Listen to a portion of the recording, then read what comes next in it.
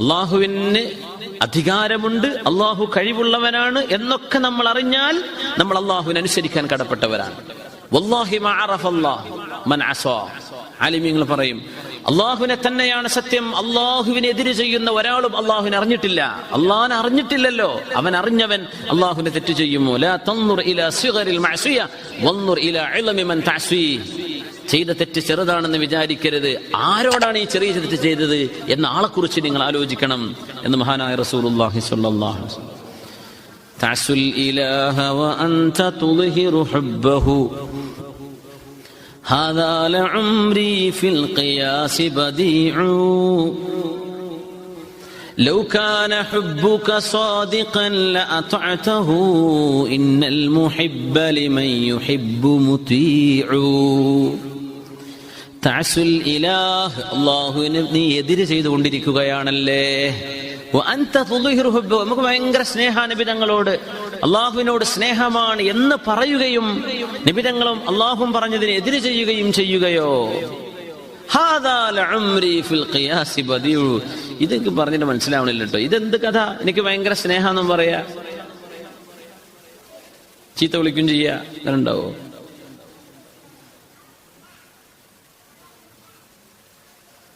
അപ്പൊ ഒരു കുട്ടീനെ വാപ്പ നന്നായി തല്ലി എന്ന് പറഞ്ഞേ,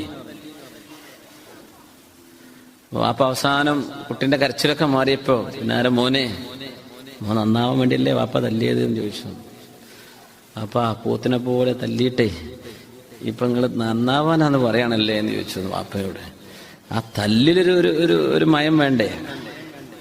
നമ്മൾ ശിക്ഷണം കൊടുക്കും, പക്ഷേ സ്നേഹത്താലുള്ള ശിക്ഷണത്തിനും എല്ലാത്തിനും ഒരു വ്യത്യാസം ഉണ്ടാവും. മുഅ്മിനീങ്ങൾ തെറ്റ് ചെയ്യും എങ്ങനെയെന്നറിയോ? പേടിച്ചിട്ട്, ബേജാറായി, വിഷമിച്ചിട്ട്, കയ്യും കാലും വറക്കും, പടച്ചോനെ ഞാൻ തെറ്റു ചെയ്തു പോയല്ലോ, അത് ഈമാന്റെ ലക്ഷണമാണ്. അല്ലാത്തവൻ അത് സാപ്പ് എല്ലാവരും ചെയ്യുന്നതല്ലേ എന്ന് പറയും. മുഅ്മിനീങ്ങൾ തെറ്റ് ചെയ്യാണ്ടിരിക്കൂല. കാരണം അല്ലാഹു ഇസ്മത്ത് കൊടുത്തത് നബി സല്ലല്ലാഹു അലൈഹി വസല്ലം തങ്ങൾക്ക് അംബിയാഇനു മാത്രമാണ്. നമ്മൾ തെറ്റ് ചെയ്യും. ഒരു മുഅ്മിൻ തെറ്റ് ചെയ്യും എങ്ങനെയെന്നറിയോ?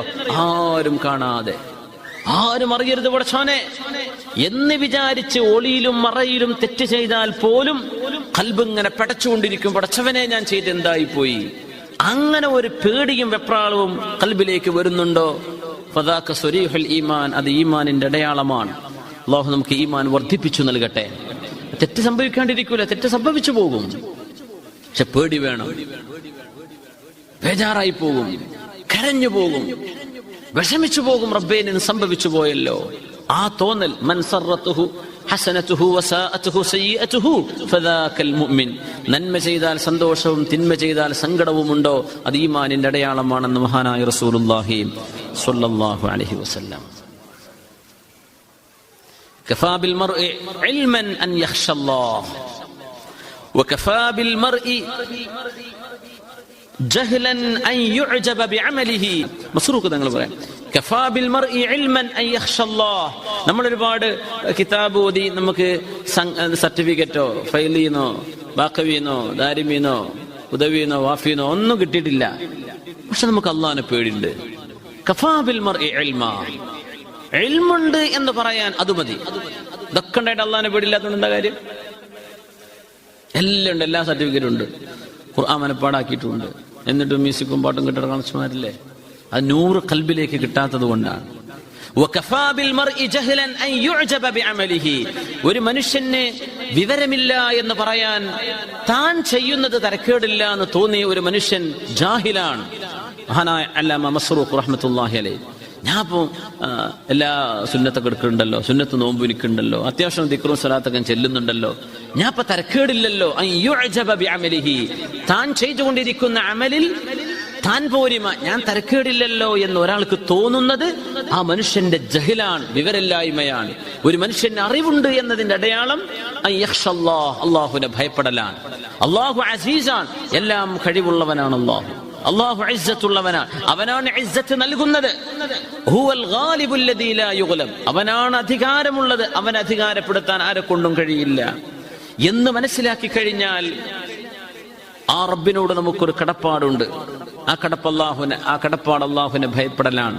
صلوا على النبي محمد وآله اللهم صل على سيدنا محمد وعلى آل سيدنا محمد وبارك وسلم عليه. اللهم صل على سيدنا محمد وعلى آل سيدنا محمد وبارك وسلم عليه.